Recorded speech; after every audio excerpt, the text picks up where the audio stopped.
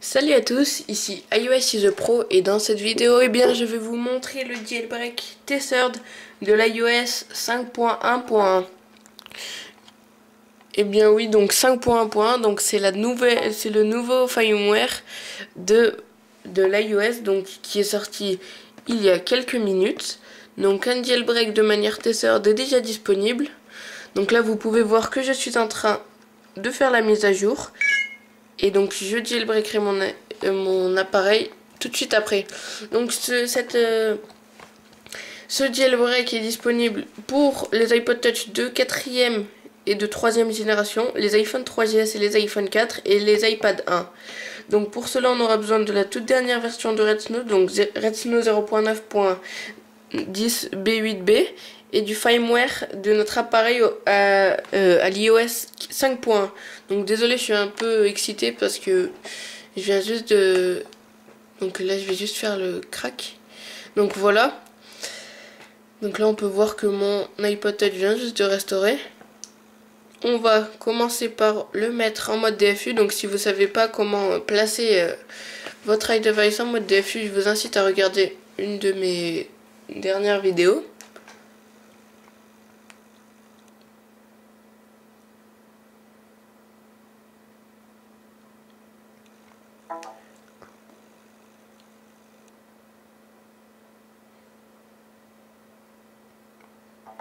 Donc voilà, on peut voir qu'iTunes a détecté un iPod en mode de récupération, donc on met OK et on ferme iTunes. Maintenant on va ouvrir Redsn0w. Donc la fenêtre va s'ouvrir, on va cliquer sur Extra, Select IPSW, donc Select IPSW. On clique dessus, on va prendre notre firmware, donc l'iOS 5.1 pour notre iPod Touch. Un message apparaît pour nous dire que le firmware a été identifié. On clique sur OK. Et donc là, on va faire Back. Donc après, on va cliquer sur Jailbreak. Donc on peut voir une petite ligne qui apparaît.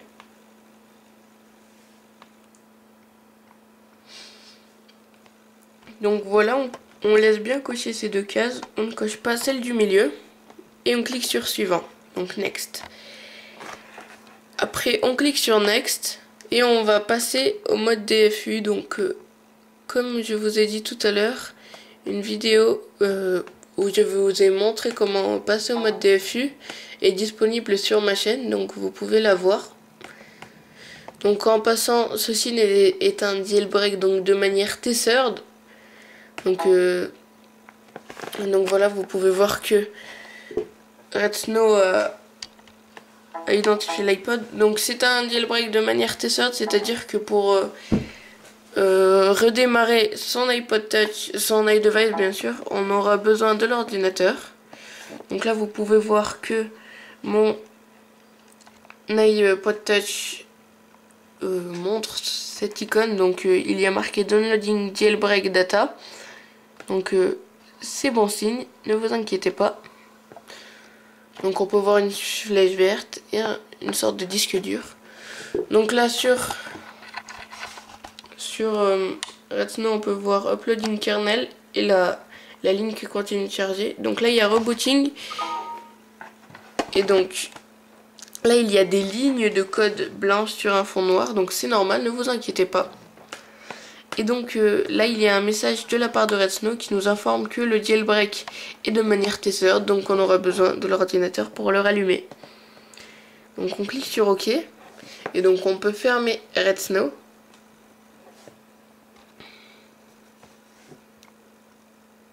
Donc comme je vous dis, le firmware 5.1.1 est sorti il y a quelques minutes. Le jailbreak a été possible presque au même moment. Donc je vous fais la vidéo très rapidement car je n'ai pas beaucoup de temps. Donc là on peut voir toujours les lignes de code qui apparaissent. Donc c'est bon signe.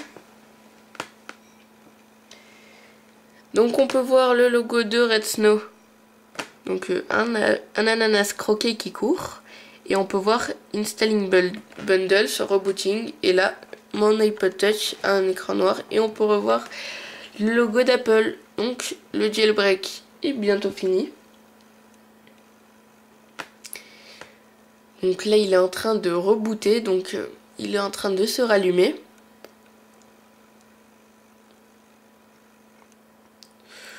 Donc il n'y a pas beaucoup de nouveautés pour cet iOS 5.1.1.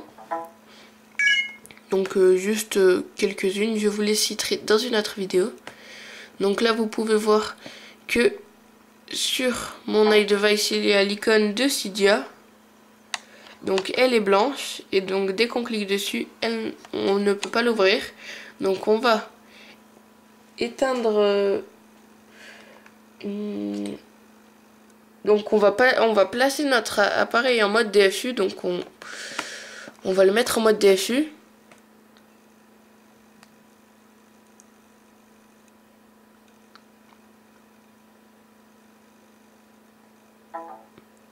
Donc là, vous pouvez entendre le bruit d'iTunes qui vient de le détecter.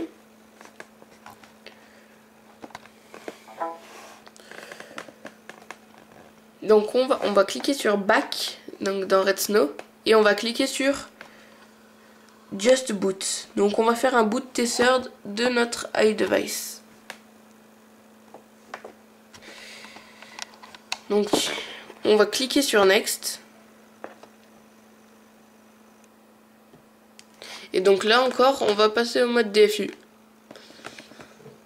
Donc le mode DFU, vous pouvez voir que c'est un mode qui est utilisé très souvent. Donc à chaque fois qu'on va toucher à notre Fimer, on aura besoin de ce mode. Donc c'est un mode de sécurité, mais je l'ai déjà expliqué dans une autre vidéo.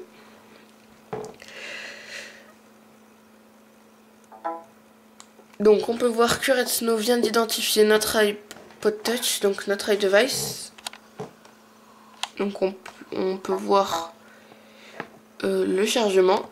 Et bientôt sur notre iDevice, il y aura un ananas.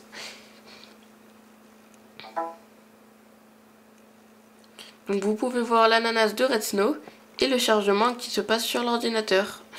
Donc on peut voir que le reste de la manipulation va prendre place sur l'iDevice. Et donc on n'a plus besoin de l'ordinateur, mais laissez quand même l'iDevice branché à celui-ci.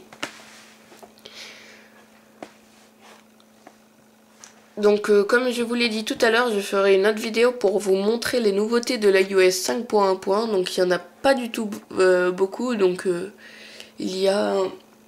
Je pense que c'est pour combler les failles qu'a trouvé Pod2G. Donc voilà, on peut voir que notre iPod Touch vient de rebooter. Et on peut voir Cydia. Donc on va cliquer dessus. Donc c'est normal si l'icône est blanche, donc elle deviendra normale par la suite. Donc là on peut voir que il y a marqué préparation du système et donc on a un petit message entre parenthèses qui nous dit que Cydia quittera donc l'application après complétion.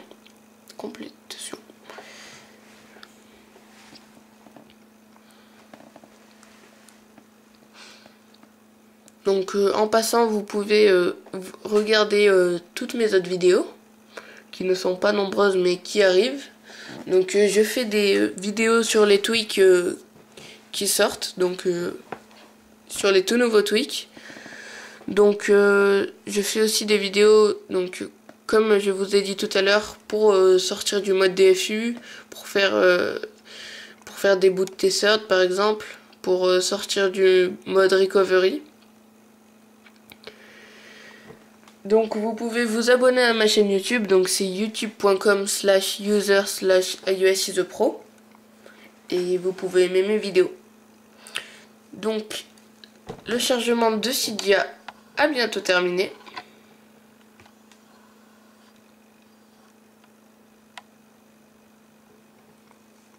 Donc il y a une petite molette qui tourne, donc qui nous indique que Cydia est en train de charger. Donc je vous prépare, donc pour mes futures vidéos, je vous prépare le déballage de l'iPhone 4S en blanc, donc une capacité de 16 Go. Donc d'autres vidéos viendront par la suite concernant l'iPhone 4S. Donc on attend toujours que Cydia finisse le chargement.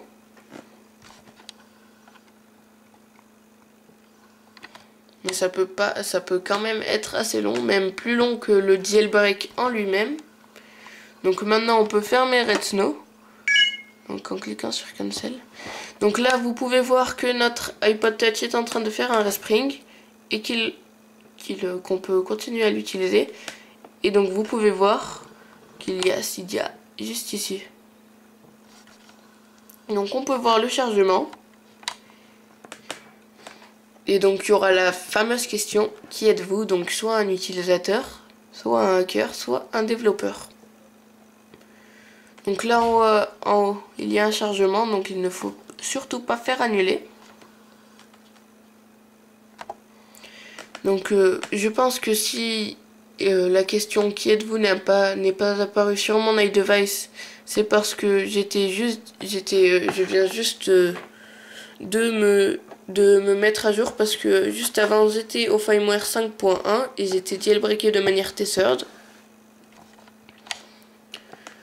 Donc maintenant vous pouvez commencer à utiliser Cydia, ajouter des sources, ajouter des paquets et donc bien sûr ajouter des tweaks.